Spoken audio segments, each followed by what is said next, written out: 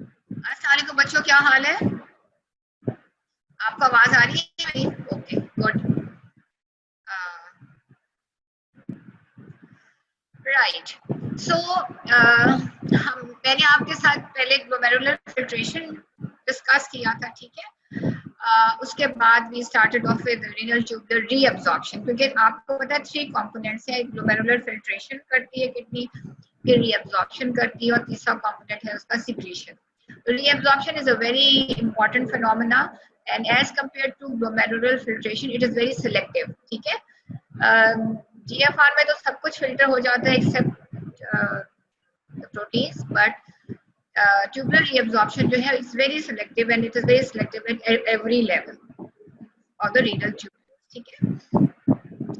So doctor अफशी ने आपके साथ डिस्कस किया होगा कि डिफरेंट लेवल्स पे ऑफ द tubules आपकी रीअब्जॉर्प्शन कैसे हो रही है। इसमें एक्टिव फिनोमेना भी है, उसमें पैसिव फिनोमेना भी है। और जैसे हमने बात की थी कि जो रीनल ब्लड फ्लो है उसका जो मैक्सिमम जो ऑक्सीजन कंजम्पशन है वो सोडियम की रीअब्जॉर्प्शन में जो एनर्जी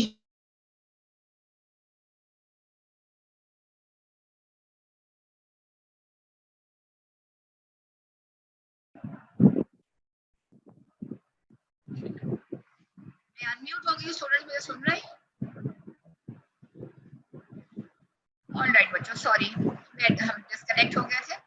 राइट। सो जैसे हमने हर जगह की रेगुलेशन पढ़ते हैं, तो we discuss about we discuss the regulation of tubular reabsorption, right? So there is an intrinsic control, there are nervous mechanisms, and then there are hormonal mechanism। intrinsic control का क्या मतलब है कि अगर आप किडनी को निकाल के अगर आप नर्वस और हार्मोनल मैकेनिज्म को स्विच ऑफ कर दो, even then the kidney is able to control the renal tubular reabsorption. ठीक है। लेट्स से अगर जीएफआर ज्यादा हो जाता है, ठीक है, normally it is 180 litres per day, अगर ज्यादा हो जाता है तो साथ simultaneously your tubular reabsorption will also increase. ठीक है, as long as the kidneys are functioning normally. ठीक है। अगर किडनी काम नहीं कर रही है तो जीएफआर इंक्रीज करना है तो ऑब्वियसली यूरिन आउटपुट ज्यादा हो जाएगा। लेकिन अगर जो renal tubules are functioning normally, then जितना ज्यादा जीएफआर होगा उतना ही ज्यादा ट्यूबुलर रीअब्जॉर्प्शन हो जाएगी। ठीक है। And this phenomena is called glomerulo-tubular balance. जो हमने जीएफआर का रेगुलेशन पढ़ी थी इंट्रिंसिक, वो थी ट्यूबुलो-ग्लोमेरुलर बैलेंस। ठीक है। और जो ट्यूबुलर रीअब्जॉर्प्शन की जो रेगुलेशन है उसे हम कहेंगे ग्लोमेरुलो ट्यूबुलर बैलेंस। ठीक है। It is the intrinsic ability of the tubules to increase reabsorption in response to increase tubular load. Tubular load कब बढ़ेगा? जब जीएफआर ज्यादा हो। जब जीएफआर फिल्ट्रेशन ज्यादा होगी तो load on the tubules will increase. ठीक है। तो the ability, intrinsic ability of the tubules to increase reabsorption in response to increased tubular load, right? अच्छा, total rate of reabsorption increases as the filtered load increases। Simple मैंने ऐसा आपको बताया कि reabsorption बढ़ जाएगी if the filtered load is increases। ठीक है। even although it increases, ठीक है, लेकिन the substances which are reabsorbed that will remain constant, that is 65% reabsorption हो रही है। ठीक है।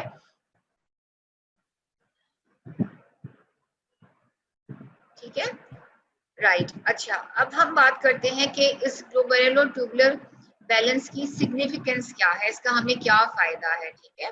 तो इसकी सिग्निफिकेंस ये है कि it helps to prevent overloading of the distal tubular segments when GFR increase. ठीक है, कि अगर जीएफआर इंक्रीज हो जाता है तो ट्यूबुलर लोड बढ़ जाता है, तो डिस्टल ट्यूब्यूल्स में भी ट्यूबुलर लोड बढ़ जाएगा। तो ग्लोमेरुलर ट्यूबुलर बैलेंस जो है prevents the overloading of the distal tubular segments। ठीक है।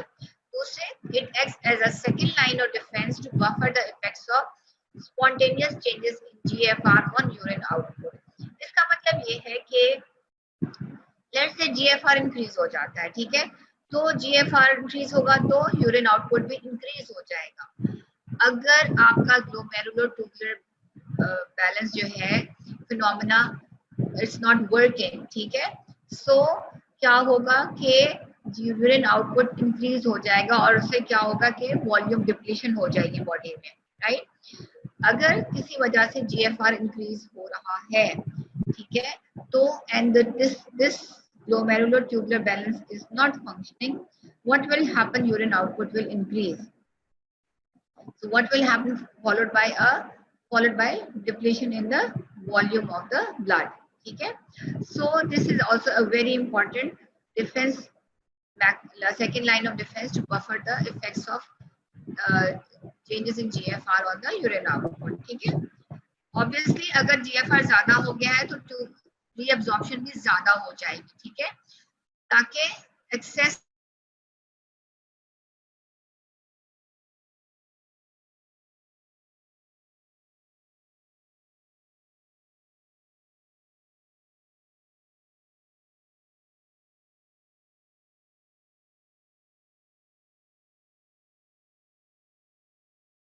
को उन्होंने एनलार्ज करके आपको दिखाया है, राइट। ये जो है आपका ल्यूमन है, राइट। अब आप देखो कि जब फिल्ट्रेशन हुई थी ना, तो फिल्ट्रेशन में तो सिंपली आपका फिल्ट्रेट जो था उसने ग्लोमेरुलर कैपिलरीज को क्रॉस करके एंटर हो गया था बोवेन्स कैप्सूल में, ठीक है। लेकिन यहाँ पर देखो कि ट्यूबुलर रीअब्जॉर्प्शन में कितने स्टेप्स से गुजरना पड़ता है आपके। ये आपका फिल्ट्रेट है, ये आपका बोवेन्स कैप्सूल है, यहाँ से आपका फिल्टर आ गया, ये आपकी ट्यूब्यूल्स में, ठीक है। अब इस फिल्ट्रेट को देखो रीअब्सॉर्ब हो गया, कितने स्टेप से गुजरना पड़ता है। नंबर 1, ये जो ल्यूमिनल साइड की मेम्ब्रेन इसको क्रॉस करेगा आपका फिल्ट्रेट, फिर आपके साइटोसोल को क्रॉस करेगा, फिर ये जो बेसोलैटरल मेम्ब्रेन है उसको क्रॉस करेगा, फिर वो एंटर हो जाएगा इंटरस्टिशियम में, ठीक है। फिर इंटरस्टिशियम को क्रॉस करके वो it will enter the capillaries through this capillary wall. You can see कि 1, 2, 3, 4, 5 steps. It has to cross these 5 stages to enter in, to reabsorb back into the blood. Reabsorption का क्या मतलब है कि renal tubule से में जो filtrate आया है वो reabsorb होके इंटरस्टिशियम से गुजरेगा और फिर वो एंटर हो जाएगा ब्लड में। तो ठीक है, पहले जो फिल्ट्रेट है ये reabsorb होगा नेफ्रॉन के सेल से, वॉल से ल्यूमिनल वॉल से, फिर साइटोसोल से गुजरेगा, फिर ये आपके बेसोलैटरल वॉल से गुजरेगा, फिर वो एंटर हो जाएगा इंटरस्टिशियम। ये देखो ये जो ब्लू चीज है ना ये इंटरस्टिशियम है, ठीक है। इस इंटरस्टिशियम को क्रॉस करता हुआ फिर ये एंटर हो जाएगा in it will cross the capillary wall and it will enter the blood vessel, ठीक है। ये आपको पता होना चाहिए कि कितना इसमें दुश्वार गुजार रास्तों से होता हुआ ये रीअब्सॉर्ब हो जाएगा वाटर में, वापस सब्सटेंसेस 100% ग्लूकोज वापस चली जाएगी, 100% अमीनो एसिड्स वापस चले जाएंगे, वाटर वापस जाएगा and lots of everything. only 1.5 liter will be excreted out and rest of it will be out of 180 liters 1.5 liters will be excreted out, right? All right, अच्छा, so हम next diagram पे आ जाते हैं कि we are discussing the regulation, right. अच्छा, तो just like जो फिजिकल फोर्सेस थे, अब आपके फ्लूइड में क्रॉस करना है, ये आपकी ल्यूमन है, यहाँ से ऊपर से फिल्ट्रेशन हुई है, ठीक है, ये ल्यूमन है आपका, यहाँ से सब्सटेंसेस आर रीअब्सॉर्ब्ड पैरासेल्युलरली एंड ट्रांससेल्युलरली, ठीक है, and from here the sewers will and the water they will enter the interstitium. This is your interstitium, and यहाँ से interstitium से these sewers and these fluids they will cross this capillary wall and enter the blood. अब यहाँ पे कौन से forces हैं इस स्टेज पे, इस सेलुलर लेवल पे? तो as we know कि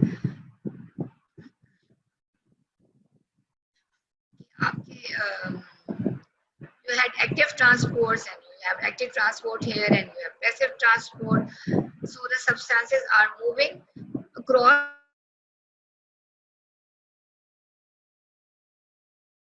interstitium, then from the interstitium into the peritubular capillaries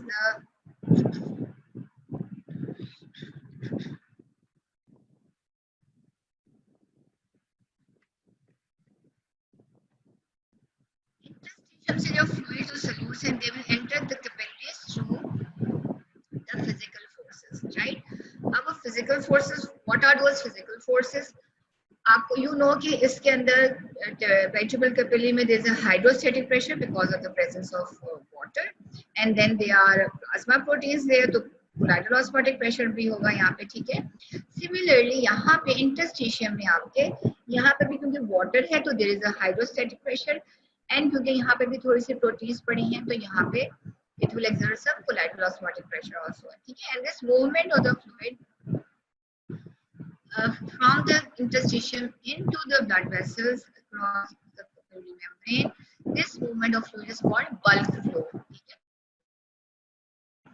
Bulk flow, ठीक है, which is influenced by the physical forces which are present in the interstitium as well as in the blood vessel, right? अच्छा, अब हम देख लेते हैं कि ये फिजिकल फोर्सेस क्या कौन-कौन सी हैं. So, renal tubular reabsorption is determined by the balance of hydrostatic and colloidal osmotic forces acting across the capillary membrane, ठीक है. Physical forces, what are those physical forces? Hydrostatic and colloidal osmotic forces. और number 2, the capillary filtration coefficient, ठीक है. What is capillary filtration coefficient? Product of permeability and surface area of the capillaries, ठीक है. Right. अच्छा, अब हम आ जाते हैं ये जैसे हमने डिस्कस किया था ग्लोमेरुलर फिल्ट्रेशन में, मगर अब यहाँ पे आप देखोगे कि यहाँ पे everything is opposite to glomerular filtration, ठीक है. Forces are acting in an opposite manner, right. So ये आपका इंटरस्टिशियल फ्लूइड है, राइट, और ये आपका पेरिट्यूबुलर कैपिलरी का फ्लूइड है, राइट. पेरिट्यूबुलर कैपिलरी को हम पहले देख लेते हैं कि ये जो जिसका हाइड्रोस्टैटिक प्रेशर जो है that is 13 millimetre, right. Peritubular capillary का आपको मैंने शुरू में ही बताया था कि बोमेंस कैप्सूल की जो कैपिलरीज है उनका 60 मिलीमीटर मर्करी होता है हाइड्रोस्टैटिक प्रेशर, क्योंकि वहां पे आपकी फिल्ट्रेशन करानी है. यहाँ पे हाइड्रोस्टैटिक प्रेशर जो है वो 13 मिलीमीटर मर्करी है. एंड कोलाइडल ऑस्मोटिक प्रेशर वही है जो सारी कैपिलरीज में होता है, सारे ब्लड वेसल्स में होता है, ठीक है. And that is your 32 millimetre mercury, ठीक है. सो इसी तरह से अब आप इंटरस्टिशियम में आ जाओ. इंटरस्टिशियम का हाइड्रोस्टैटिक प्रेशर जो है वो 6 मिलीमीटर मर्करी है, और यहाँ पे जो कोलाइडल ऑस्मोटिक प्रेशर है दैट इज 50 मिलीमीटर मर्करी, ठीक है. अब यहाँ पे जो फोर्सेस अपोज कर रही हैं एब्जॉर्प्शन को और जो फेवर कर रही हैं एब्जॉर्प्शन को, ठीक है. अच्छा, इसको आप पहले हाइड्रोस्टैटिक प्रेशर को देख लो. हाइड्रोस्टैटिक प्रेशर अगर यहाँ पे ज्यादा होगा, ठीक है, तो रीअब्जॉर्प्शन कम हो जाएगी, ठीक है. रीअब्जॉर्प्शन जो है वो कम होगी, right. So this is actually opposing the reabsorption. Reabsorption इस डायरेक्शन में हो रही है. रीअब्जॉर्प्शन हो रही है from interstitium into the peritubular capillary. तो the hydrostatic pressure of 13 millimetre mercury it is opposing the reabsorption, right, in the peritubular capillary. Peritubular capillary का जो hydrostatic pressure है that is opposing the reabsorption, right. अच्छा, अब हम दूसरा pressure देख लेते हैं, colloidal osmotic pressure in the peritubular capillary. This colloidal osmotic pressure is favoring reabsorption, ठीक है. It is trying to attract water, right. Water जो है source will be attracted. This is favoring, right. So colloidal osmotic pressure is favoring the reabsorption which is in the peritubular capillary, and this hydrostatic pressure is opposing the reabsorption. अच्छा, अब हम interstitium में आ जाते हैं.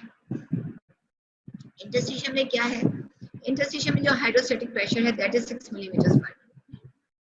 तो जितना ज्यादा यहाँ पे प्रेशर होगा उतना ही ये फोर्स करेगा वाटर को into the peritubular. So whatever amount is present here it is favouring reabsorption, ठीक है. अब यहाँ पे प्लाज्मा प्रोटीन्स भी हैं तो और उनका प्रेशर है 15 millimetre mercury, colloidal osmotic pressure, ठीक है.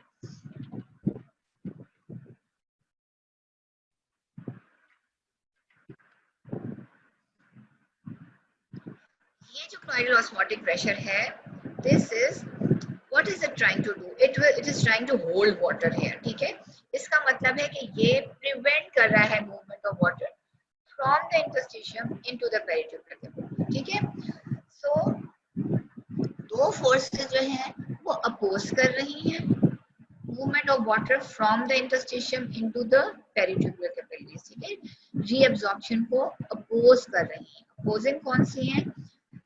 Colloidal hydrostatic pressure in the peritubular capillary as well as colloidal osmotic pressure in the interstitium. ये दोनों reabsorption को oppose कर रही हैं और favor कौन सी कर रही हैं? Hydrostatic pressure in the interstitium and colloidal osmotic pressure in the peritubular capillaries. ये दोनों जो हैं they are favoring the reabsorption, right? So अब हम देख सकते हैं कि ज्यादा फेवरिंग ज्यादा पावरफुल है या अपोजिंग ज्यादा पावरफुल है. तो अपोजिंग जो है 13 + 15 28 हो गया ना, और फेवरिंग जो है वो 6 + 32 38. ठीक है, तो इसका मतलब है कि फेवरिंग जो है thanks to the plasma colloidal osmotic pressure, जो फेवरिंग है वो ज्यादा है as compare to the opposing. ठीक है, तो नेट फिल्ट्रेशन प्रेशर जो होगा वो होगा 10 मिलीमीटर पर. Sorry, not net filtration, net reabsorption pressure. ठीक है, नेट रीअब्जॉर्प्शन प्रेशर कितना हो गया? 10 मिलीमीटर पर. राइट, आ गया समझ में आपको?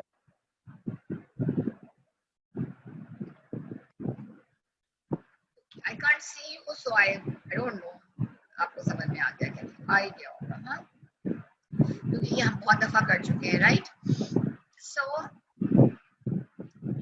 forces which are favoring forces है hydrostatic pressure in the renal interstitium. याद रखो, अभी सारा ऑपोजिट है ग्लोमेरुलर फिल्ट्रेशन के. ठीक है, इंटरस्टिशियम में जो हाइड्रोस्टैटिक प्रेशर वो 6 है और कोलाइडल ऑस्मोटिक प्रेशर जो पेरिट्यूबुलर कैपिलरी में है वो 32. तो ये होगी फेवरिंग फोर्सेस. और फोर्सेस अपोजिंग रीअब्जॉर्प्शन कौन सी हैं? वो एक तो पेरिट्यूबुलर कैपिलरी का hydrostatic pressure is 13 and colloidal osmotic pressure in the interstitium. ठीक है, विच इज 15. ठीक है, तो नेट फिल्ट्रेशन प्रेशर जो है वो हो जाएगा आपका 10 मिलीमीटर पर.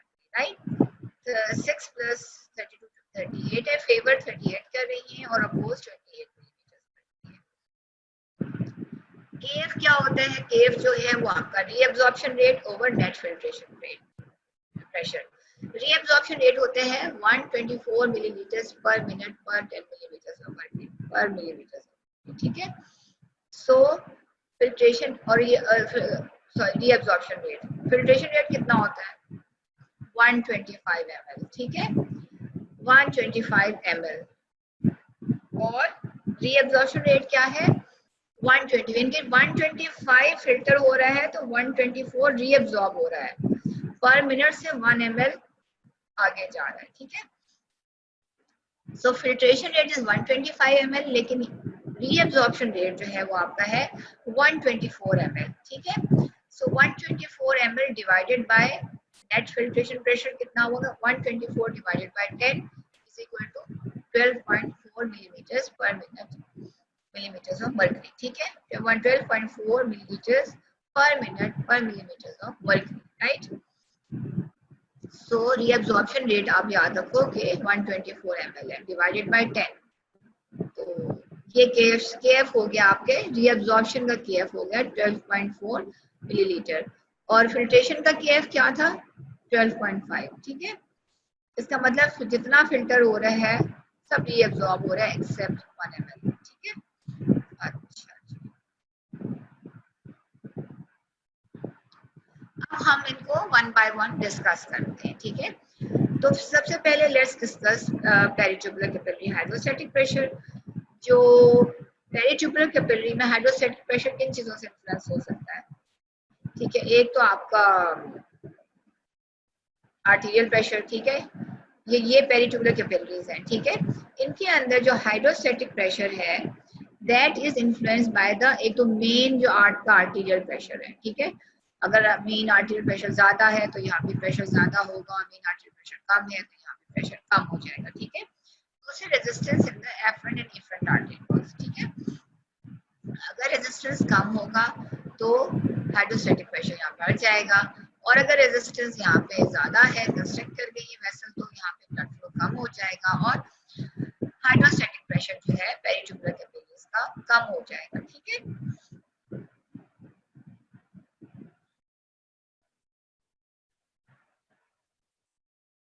सो पेरिट्यूबुलर कैपिलरी, ये आपकी पेरिट्यूबुलर कैपिलरी है। ठीक है, यहाँ से ये देखो आपका फ्लूइड फिल्टर हो रहा है, जीएफआर आ रहा है आपका, और यहाँ से ये रीअब्सॉर्ब हो रहा है, ये passes through the interstitium into the blood vessels। ठीक है, इंटरस्टिशियम से होता हुआ फिल्टर ट्यूबुलर लोड जो है वो वापस आपके ब्लड में एंटर हो जाता है। ठीक है, अगर 125 फिल्टर हो रहा है, out of that 125 ml per minute 124 ml is reabsorbed. ठीक है, सिर्फ 1 ml per minute जो है वो आपका एक्सक्रीट हो रहा है। ठीक है,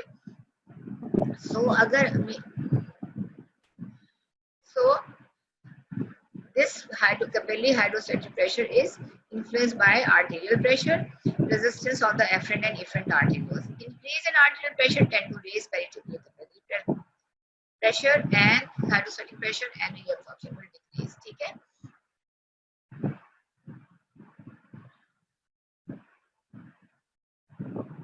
ठीक है, सो अब यहाँ पे अगर मीन आर्टेरियल प्रेशर ज्यादा हो गया है तो यहाँ भी ब्लड फ्लो ज्यादा होगा पेरिट्यूबुलर कैपिलरीज में, और यहाँ का हाइड्रोस्टैटिक प्रेशर बढ़ जाएगा। हाइड्रोस्टैटिक प्रेशर इंक्रीज हो जाएगा तो रीअब्सॉर्प्शन, क्योंकि अपोजिंग फोर्स है तो रीअब्सॉर्प्शन कम हो जाएगी। इसी तरह से एफरेंट और इफरेंट आर्टरीज अगर कंस्ट्रिक्ट कर जाएंगे तो क्या होगा कि ब्लड फ्लो जो है पेरिट्यूबुलर कैपिलरीज में इट विल डिक्रीज।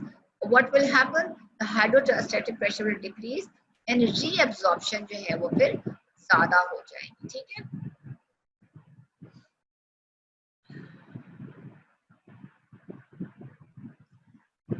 अच्छा, देन वो ये कहते हैं कि ये जो इंक्रीज इन आर्टीरियल जो प्रेशर होता है, जब इंक्रीज आर्टीरियल प्रेशर यहाँ पे हो जाता है तो क्या है कि उसका इतना ज्यादा इफेक्ट यूजुअली होता नहीं हाइड्रोस्टैटिक प्रेशर में, बिकॉज ऑफ द जो आपकी ऑटो रेगुलेटरी फोर्सेस है वो जीएफआर को, अगर यहाँ पे आर्टीरियल प्रेशर डिस्पाइट व्हाट क्या थी definition, despite wide ranges in the wide changes in the range of the arterial pressure from 60 to 180 millimeters mercury, आपका जीएफआर जो है इतना ज्यादा इफेक्ट नहीं होता because of the auto regulation, जो कि हमने पढ़ा था कि ट्यूब्यूल में सोडियम क्लोराइड का लोड डिफरेंट होगा तो it will affect the GFR.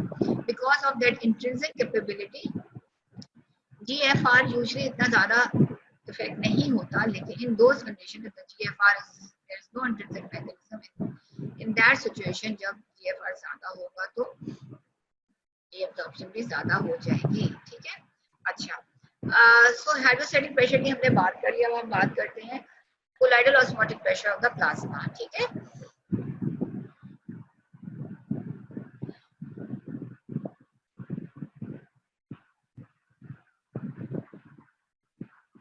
अच्छा जी, ये हम बात कर लेते हैं। सो हमने हाइड्रोस्टैटिक प्रेशर की बात कर ली थी। ठीक है, अब हम जो कि इस ट्यूबुलर कैपिलरीज में है, ठीक है, कि वो कब बढ़ेगा, जब मीन आर्टेरियल प्रेशर बढ़ जाएगा, या कब कम होगा, जब ये आर्टरीज कंस्ट्रिक्ट हो जाएंगे। ठीक है, अच्छा, तो अब आपको सिनेरियो ऐसा आ सकता है, राइट? ओके, अब हम बात करेंगे कोलाइडल ऑस्मोटिक प्रेशर, जो इन कैपिलरीज के अंदर जो कोलाइडल ऑस्मोटिक प्रेशर है। अब आपको पता है कि जो प्रोटीन्स यहाँ से आ रही हैं, जो ब्लड यहाँ से आ रहा है उसमें कितना 32 हमने एवरेज निकाला था ना, 36 यहाँ पे थी प्रोटीन्स, 28 यहाँ पर हो गई थी, तो एवरेज जो थी वो आपकी 32 मिलीमीटर मर्करी आपका कोलाइडल ऑस्मोटिक प्रेशर है, जो कि आपके इन रीनल ट्यूब्यूल्स पेरिट्यूबुलर कैपिलरीज में कोलाइडल ऑस्मोटिक प्रेशर जो है वो 32 मिलीमीटर मर्करी है। ठीक है, अच्छा, अब ये कोलाइडल ऑस्मोटिक प्रेशर जो है डिपेंड करता है आपका number 1 amount of plasma proteins present in your body, in your blood. ठीक है, जितना भी आपका अमाउंट ऑफ प्लाज्मा प्रोटीन्स है वो ही आपका पेरिट्यूबुलर कोलाइडल ऑस्मोटिक प्रेशर होगा, राइट? अच्छा, एक तो इस पर डिपेंड करता है कि पेरिट्यूबुलर आपके ब्लड के अंदर कितना है, बॉडी के ब्लड में कितना है, तो वो that is 32 millimetre, right. So colloidal osmotic pressure of the plasma protein in the capillaries is determined by number 1 systemic plasma colloidal osmotic pressure, जितना भी होगा, ठीक है, तो इट ऑल डिपेंड्स। तो अगर लेट्स से कि ये आपका जो सिस्टेमिक कोलाइडल ऑस्मोटिक प्रेशर है, लेट्स से बॉडी के अंदर बढ़ गया है, ठीक है, तो क्या होगा, फिर रीअब्जॉर्प्शन ज्यादा होगी, रीअब्जॉर्प्शन ज्यादा होगी। अगर बॉडी के अंदर प्लाज्मा प्रोटीन्स कम हो गई है तो क्या होगा, रीअब्जॉर्प्शन कम हो जाएगी, ठीक है। बॉडी, अब यहाँ पे डायरेक्ट रिलेशनशिप है, जीएफआर में इनवर्स रिलेशनशिप थी, ठीक है। यहाँ पे जो कोलाइडल ऑस्मोटिक प्रेशर है वो फेवर कर रहा है रीअब्जॉर्प्शन को, जीएफआर में कोलाइडल ऑस्मोटिक प्रेशर जो था वो अपोज कर रहा था, ठीक है। सो यहाँ पे पेरिट्यूबुलर कैपिलरीज में अगर कोलाइडल ऑस्मोटिक प्रेशर ज्यादा है तो रीअब्जॉर्प्शन ज्यादा होगी, और अगर कोलाइडल ऑस्मोटिक प्रेशर कम है, प्लाज्मा प्रोटीन्स कम है, तो रीअब्जॉर्प्शन जो है वो कम हो जाएगी, ठीक है। नंबर 2 जो कोलाइडल ऑस्मोटिक प्रेशर जो है आपकी इन कैपिलरीज में, जो कोलाइडल ऑस्मोटिक प्रेशर है वो डिपेंड करता है फिल्ट्रेशन फ्रैक्शन पे, ठीक है। तो क्या होगा आप बताओ मुझे, ये तो आपको पता होना चाहिए। जितना ज्यादा फिल्ट्रेशन फ्रैक्शन होगा तो यहाँ वापस आ जाते हैं। अच्छा, अब जो है ये ब्लड जो है that is flowing slowly through the glomerular capillaries, ठीक है। अगर स्लोली गुजरेगा तो फिल्ट्रेशन फ्रैक्शन जो है वो ज्यादा होगा, ठीक है। तो पीछे प्रोटीन्स जो है, फ्लूइड ज्यादा फिल्टर आउट हो जाएगा और प्रोटीन्स पीछे ज्यादा कॉन्सेंट्रेट हो जाएगा। इन दैट सिनेरियो यहाँ पे कोलाइडल ऑस्मोटिक प्रेशर जो है वो आपका पेरिट्यूबुलर कैपिलरी में इंक्रीज हो जाएगा क्योंकि प्रोटीन ज्यादा कॉन्सेंट्रेट हुई है, ठीक है। अब प्रोटीन्स जो है वो यहाँ पे ज्यादा कॉन्सेंट्रेट हुई तो रीअब्जॉर्प्शन जो है वो आपकी ज्यादा होगी, रीअब्जॉर्प्शन आपकी ज्यादा होगी, ठीक है। आई विल रिपीट अगेन कि फिल्ट्रेशन, एक तो कोलाइडल ऑस्मोटिक प्रेशर जो पेरिट्यूबुलर कैपिलरीज में वो डिपेंड करता है कि प्लाज्मा के अंदर क्या कितनी प्रोटीन्स हैं, ठीक है, आपके पूरी बॉडी के। नंबर वो डिपेंड करता है ऑन द फिल्ट्रेशन फ्रैक्शन। अगर तो फ्लूइड तेजी से गुजर गया है यहाँ से तो फिल्ट्रेशन फ्रैक्शन जो है वो कम होगा, ठीक है, प्रोटीन्स इतनी ज्यादा कॉन्सेंट्रेट नहीं होंगी, ठीक है। सो कोलाइडल ऑस्मोटिक प्रेशर जो है वो इतना ज्यादा इफेक्ट नहीं होगा और रीअब्जॉर्प्शन पे भी कोई इतना असर नहीं होगा। लेकिन अगर blood is flowing slowly so filtration fraction will increase, more fluid is passing out and the plasma proteins are concentrated here and there will be more plasma proteins here and more blood will be more filtered fluid will be reabsorbed, ठीक है। तो इसका मतलब है कि filtration fraction ज्यादा होगा तो आपकी रीअब्जॉर्प्शन ज्यादा होगी, ठीक है। So higher the filtration fraction, greater the fraction of plasma filtered through glomeruli, more proteins are left behind in the plasma. Rise in colloidal osmotic pressure of the peritubular capillary, followed by increase in tubular reabsorption. ठीक है।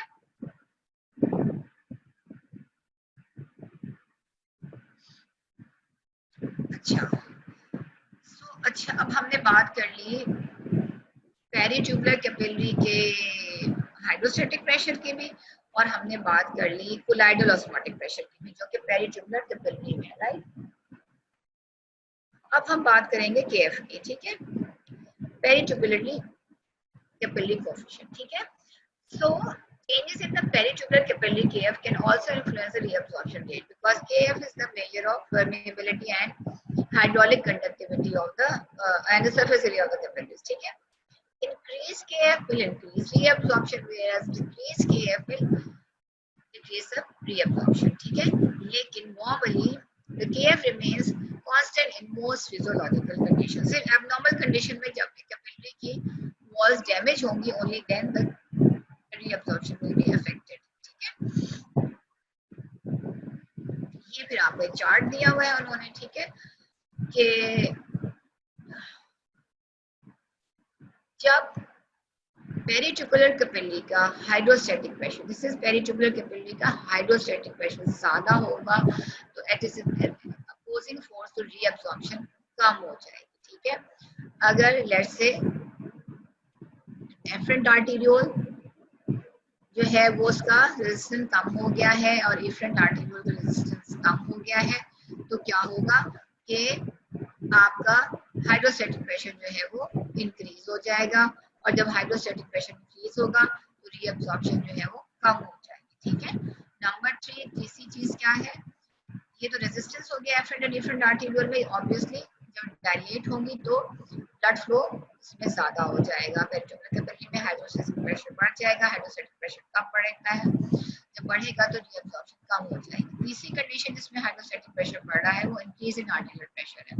Increase in arterial pressure होगा तो increase in hydrostatic pressure होगा in the peritubular capillary और reabsorption कम हो जाएगी, right. फिर ये आपका कैपिलरी का ही प्लाज्मा कोलैटरल ऑस्मोटिक प्रेशर अगर वो ज्यादा होगा तो रीअब्सॉर्प्शन ज्यादा होगी because this is a force which is favouring reabsorption, ठीक है। It depends upon two things, आप आपके मेन आर्टरीज में कितना है आपका कोलैटरल ऑस्मोटिक प्रेशर, अगर वो ज्यादा होगा तो कैपिलरी का भी ऑस्मोटिक प्रेशर जो है collateral osmotic pressure more and reabsorption will increase, ठीक है। and then filtration fraction अगर ज्यादा है तो उसकी भी डायरेक्ट रिलेशनशिप है with the peritubular colloidal osmotic pressure and this will result in increase in reabsorption, ठीक है। और फिर केएफ भी अगर ज्यादा होगा तो reabsorption ज्यादा होगी, राइट। तो अगर आपने शॉर्टकट में याद करना है तो फिर आप ये चार्ट याद कर लो, बट आपको कॉन्सेप्ट होना चाहिए कि what we are talking about. अच्छा, अब हम डिस्कस करेंगे कि लेट्स से पेरिट्यूबुलर कैपिलरी की रीअब्सॉर्प्शन जो है वो कम हो गई है, कब कम होगी, अगर तो हाइड्रोस्टैटिक प्रेशर, अगर आपके जो अपोजिंग फोर्सेस हैं वो इंक्रीज हो जाएंगे या फेवरिंग फोर्सेस जो है वो डिक्रीज हो जाएंगे। तो यहाँ वो कहते हैं कि if there is increase peritubular capillary hydrostatic pressure या decrease peritubular capillary collateral osmotic pressure, ठीक है। यानी कि इसी की वो बात कर रहा है कि रीअब्सॉर्प्शन कब होगी, जब पेरिट्यूबुलर कैपिलरी हाइड्रोस्टैटिक प्रेशर ज्यादा हो जाएगा या पेरिट्यूबुलर कैपिलरी आपका कोलॉइडल ऑस्मोटिक का प्रेशर कम हो गया, ठीक है। Peritubular capillary hydrostatic pressure has increased and peritubular capillary colloidal osmotic pressure has decreased, ठीक है। तो क्या होगा, रीअब्सॉर्प्शन जो है वो कम हो जाएगा। अब रीअब्सॉर्प्शन जो है वो कम हो रही है, यहाँ से तो रीअब्सॉर्प्शन ल्यूमन में से आ रहा है फ्लूइड, यहाँ से रीअब्सॉर्ब हो रहा है। अब यहाँ पे जब इंटरस्टिशियम में रीच मैंने रीचेस इंटरस्टिशियम तो उसकी रीअब्सॉर्प्शन कम हो रही है क्योंकि यहाँ पे जो फेवरिंग फोर्सेस थी वो कम हो गई हैं और अपोजिंग फोर्सेस जो है वो ज्यादा हो गई, ठीक है।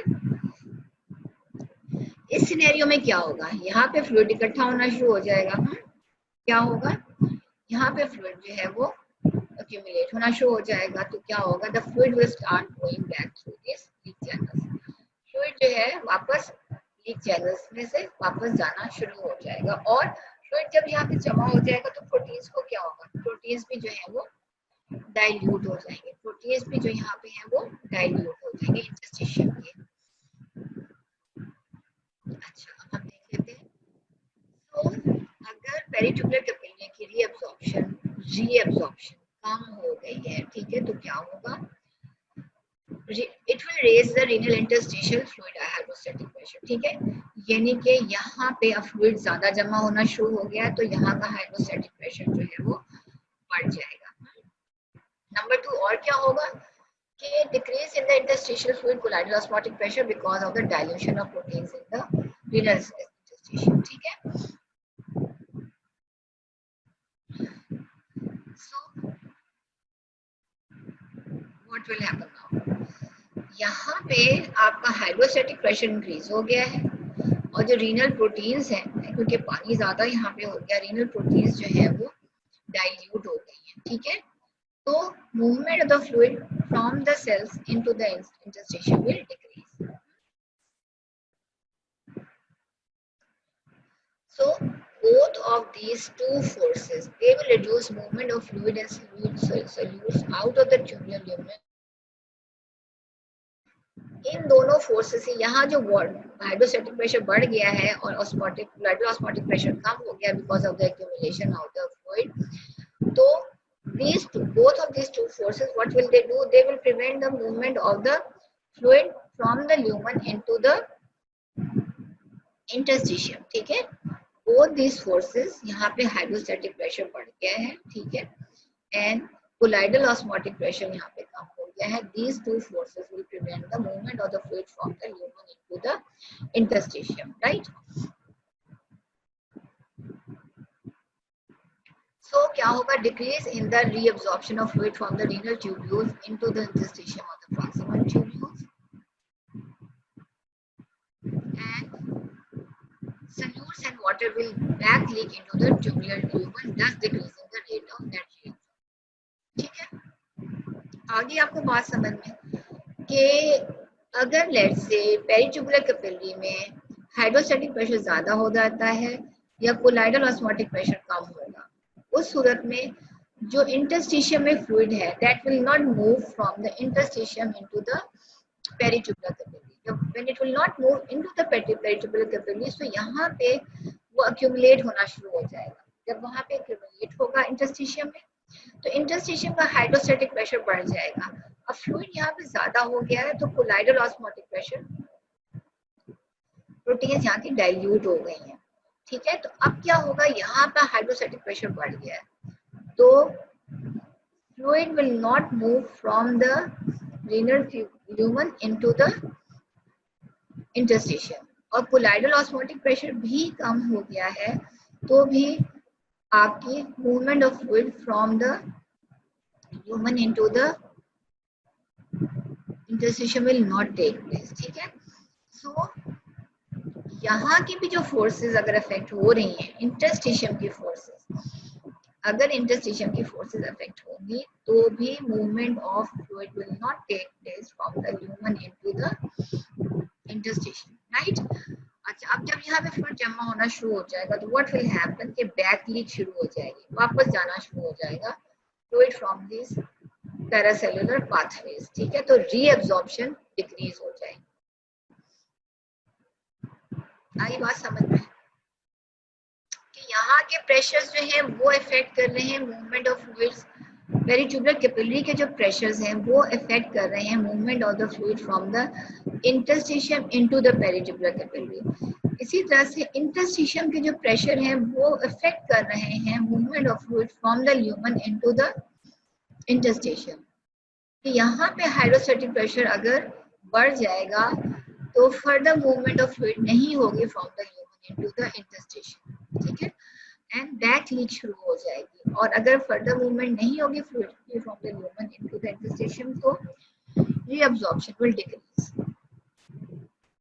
आई होप आपको समझ में आ गया होगा. ठीक है, अच्छा, अब हम बात करते हैं कि अगर इंक्रीज पेरिट्यूबुलर कैपिलरी रीअब्जॉर्प्शन होती है. ठीक है,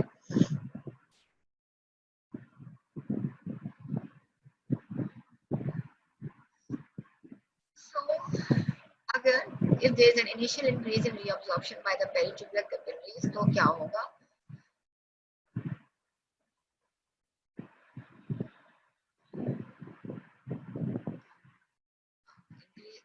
इंक्रीज का उन्होंने डायग्राम नहीं दिया, लेकिन चलिए खैर हम यहाँ पे बात कर लेते हैं कि लेट्स से पेरिट्यूबुलर कैपिलरी की रीअब्जॉर्प्शन जो है वो इंक्रीज होगी. क्यों इंक्रीज होगी? कि लेट्स से हम कहते हैं कि कोलाइडल ऑस्मोटिक प्रेशर बढ़ गया है और हाइड्रोस्टैटिक प्रेशर यहाँ पे कम हो गया है तो रीअब्जॉर्प्शन जो है वो बढ़ जाएगी. रीअब्जॉर्प्शन जो है यहाँ पे बढ़ जाएगी. सो क्या होगा? जब more and more water is reabsorb तो क्या होगा? पीछे यहाँ पे हाइड्रोस्टैटिक प्रेशर जो है वो कम हो जाएगा. ठीक है, हाइड्रोस्टैटिक प्रेशर कम हो जाएगा और जैसे more and water is reabsorb तो कोलाइडल ऑस्मोटिक प्रेशर जो है वो वहाँ पे इंक्रीज हो जाएगा. ठीक है, तो जब यहाँ पे कोलाइडल ऑस्मोटिक प्रेशर इंक्रीज हो जाएगा और हाइड्रोस्टैटिक प्रेशर कम हो जाएगा तो more water will and fluids will move from the lumen into the interstitium. ठीक है, एंड नेट रीअब्जॉर्प्शन जो है वो आपकी इंक्रीज हो जाएगी। ठीक है, सो इम्पोर्टेंट बात क्या है कि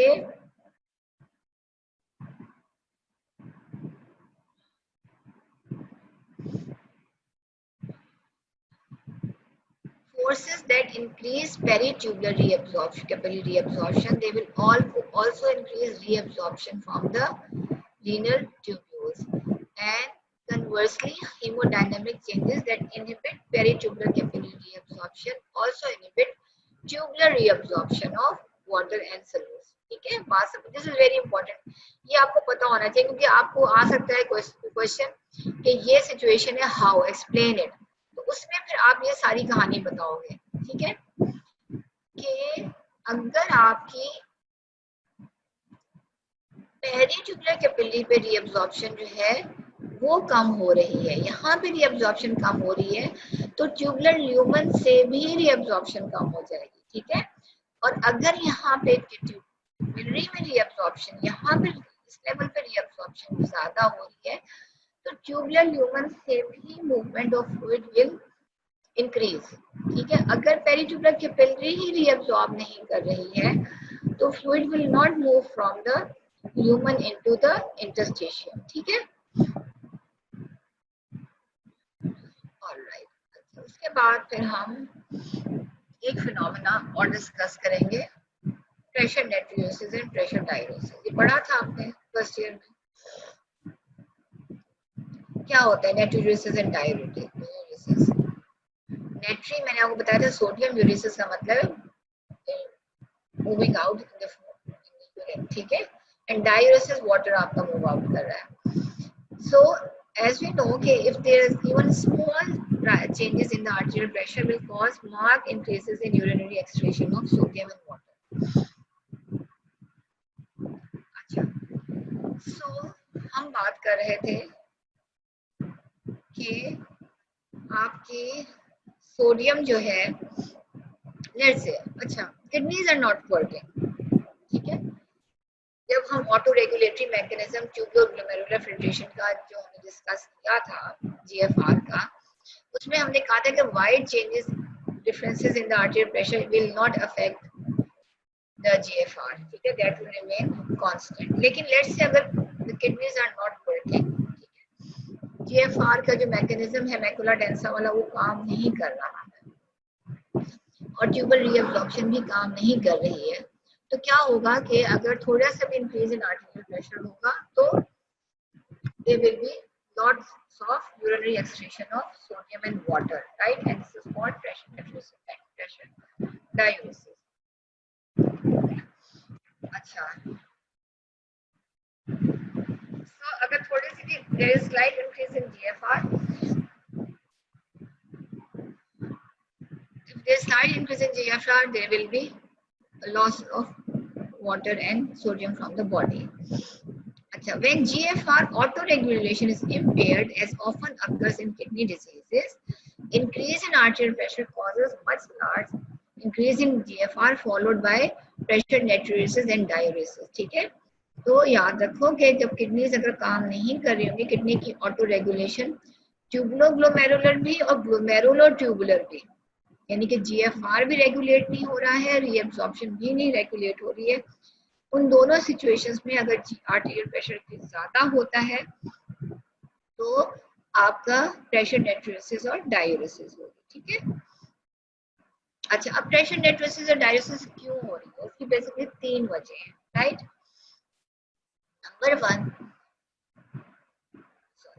नंबर वन तो एक वजह ये है कि किडनीज अगर if there is an increase in GFR, ठीक है, if there is increase in GFR and the kidneys का जो tubulo glomerular tubular auto regulation is not working, so rise in arterial pressure will cause rise in GFR, और याद रखो कि जब भी GFR ज्यादा होगा तो आपका प्रेशर नेट्रियोसिस डाययूरेसिस होगा, नंबर वन। दूसरी वजह क्या है प्रेशर नेट्रियोसिस और डाययूरेसिस की, whenever there is a rise in renal arterial pressure, renal artery का जो प्रेशर राइज होगा तो क्या होगा कि आपकी पेरिट्यूबुलर कैपिलरी का हाइड्रोस्टैटिक प्रेशर भी बढ़ जाएगा। ठीक है, क्या होगा, पेरिट्यूबुलर कैपिलरी का हाइड्रोस्टैटिक प्रेशर बढ़ जाएगा। अब वो हाइड्रोस्टैटिक प्रेशर जो है वो अपोजिंग फोर्स है, ठीक है। तो अगर अपोजिंग फोर्स बढ़ गई है, रीअब्जॉर्प्शन की अपोजिंग फोर्स बढ़ गई, तो reabsorption will not take place. So when reabsorption will not take place, तो क्या होगा कि आपकी सोडियम और दे विल गो बैक, ठीक है। ये आपका हाइड्रोस्टैटिक प्रेशर जो है वो बढ़ गया, मीन आर्टेरियल प्रेशर बढ़ा, हाइड्रोस्टैटिक प्रेशर बढ़ गया है, तो रीअब्जॉर्प्शन नहीं हो रही, तो यहाँ पे हाइड्रोस्टैटिक प्रेशर बढ़ जाएगा and this substances will go back, तो रीअब्जॉर्प्शन कम हो जाएगी। हाँ, एंड रीअब्जॉर्प्शन कम हो जाएगी तो क्या होगा, फ्लूइड वापस जाना शुरू हो जाएगा रीनल ट्यूब्यूल्स के अंदर है, ठीक है, और प्रेशर नेट्रोसिस डायरेसिस, ठीक है। अच्छा, तीसरा फिनोमेना क्या है? सो क्या है कि आपकी जब आर्टेरियल प्रेशर कम हो जाता है, हाँ, जब आर्टेरियल प्रेशर आपका कम हो जाएगा तो क्या होगा, आपकी एंजियोटेंसिन 2 नहीं बनेगी, ठीक है, your angiotensin 2 will not be form, तो एंजियोटेंसिन 2 नहीं फॉर्म होगी तो क्या होगा, ये जो आपकी वेसल्स हैं वो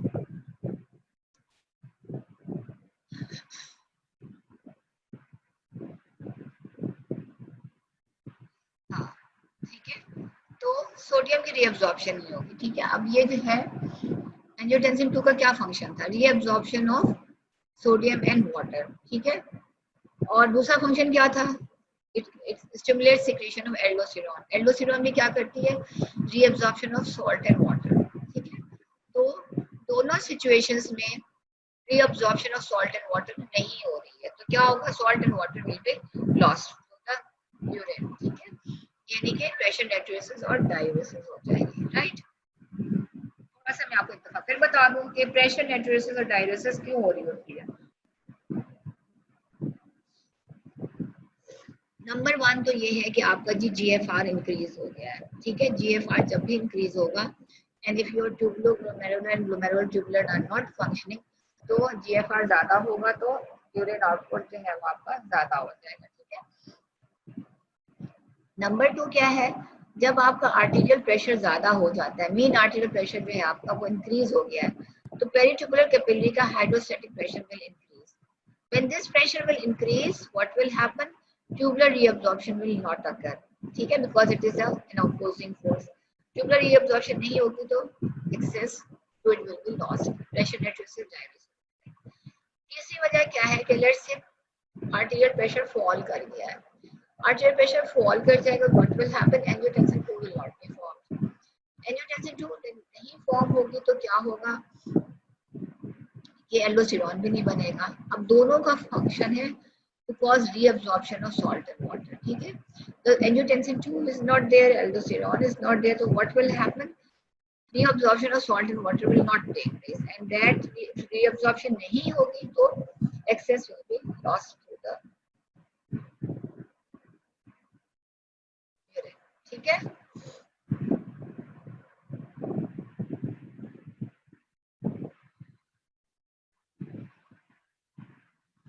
आगे समझ में बच्चों,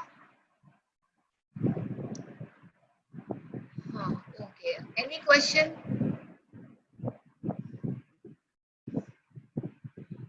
गुड, कोई क्वेश्चन है, कोई चीज जहाँ पे एम्बिग्विटी है आप मुझे बता दो तो मैं आपको दोबारा से उसको एक्सप्लेन कर दूंगी,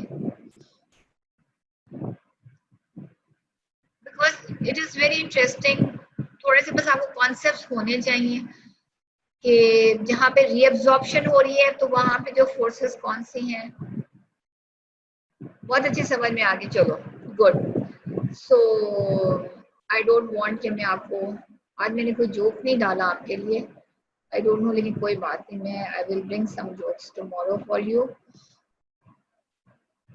एंड एनीथिंग जो आपको इस चैप्टर में से ना समझ में आई हो, कल मैं आपको लोगों के साथ डिस्कस करूंगी hormonal control and nervous control, ठीक है, ये तो इंट्रिंसिक कंट्रोल था, ठीक है, जो फिजिकल फोर्सेस हैं ये इंट्रिंसिक कंट्रोल है, आपने देखा कि इसमें ना कहीं से सिंपैथेटिक्स ने आके अफेक्ट किया, ना किसी हार्मोन ने आके अफेक्ट किया, आपके ग्लोमेरुलर ट्यूबुलर ऑटो रेगुलेशन में, ठीक है।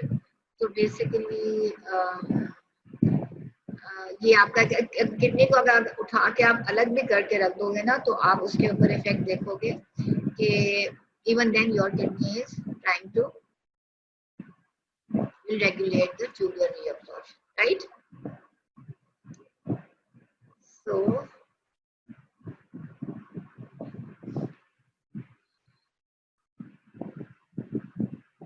हाँ, ये nervous and hormonal control of not renal function, nervous and hormonal control of tubular reabsorption. ठीक है, जैसे हमने glomerular filtration में डिस्कस किया था ना कि नर्वस कंट्रोल भी था, sympathetic parasympathetic effect, norepinephrine, epinephrine, angiotensin 2 का इफेक्ट हमने पढ़ा था, ब्रेडिकानिन, प्रोस्टाग्लैंडिन्स, एंडोथिलिन, नाइट्रिक ऑक्साइड, इनके इफेक्ट्स पढ़े थे जीएफआर के ऊपर। इसी तरह से हार्मोन्स जो है, और हार्मोन्स आप बहुत सारे पढ़ चुके हो। एंजियोटेंसिन 2 का इफेक्ट रीअब्जॉर्प्शन पे क्या है, एल्डोस्टेरोन का इफेक्ट क्या है रीअब्जॉर्प्शन पे, एंटी डायबिटिक हार्मोन का क्या इफेक्ट है रीअब्जॉर्प्शन पे, इसी तरह से पैराथायराइड हार्मोन का क्या इफेक्ट है रीअब्जॉर्प्शन पे, फिर एट्रोलेटेरेटिक पेप्टाइड्स, बहुत सारे हार्मोन्स है, बहुत इंपॉर्टेंट है दैट एस्पेक्ट में। रीनल फंक्शन के ऊपर नहीं है, नर्वस एंड हार्मोनल कंट्रोल और आपका जो है ट्यूबुलर रीअब्जॉर्प्शन, ठीक है। एंजियोटेंसिन 2 का तो आपको इफेक्ट पता है, it causes reabsorption of sodium and water. फिर आपको एल्डोस्टेरोन का भी इफेक्ट पता है, it causes reabsorption of salt and water. और एडीएच का आपको पता है इफेक्ट के एंटी डायरेटिक हार्मोन, ठीक है, it prevents loss of water from the causes dialysis, ठीक है। सो we will discuss tomorrow, ठीक है। regarding anything if you don't understand तो मुझे आप बता दो तो मैं आपको बता दूँ। Okay, thank you very much.